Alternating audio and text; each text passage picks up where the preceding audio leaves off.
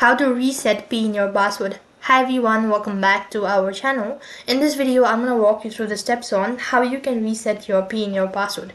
In order to reset your PIN your password, all you have to do is watch this video till the end and follow the instruction as guided.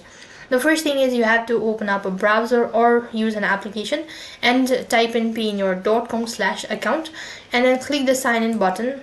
As you do that, it's going to take you to the sign in field where you'll be asked to enter in the credentials. So basically you have to provide in the email address or a username and then a password. Now first of all, go ahead and type in the email address and click on forgot password since you want to reset your password.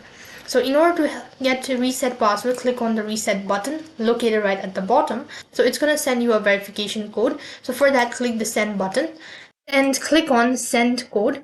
Now you have to click on send code button.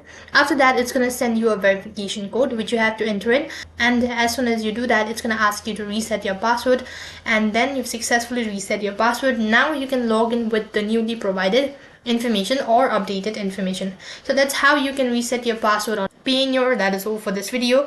I hope the video was helpful. Make sure to like, share and subscribe to our channel. Thank you for watching. See you in the next video.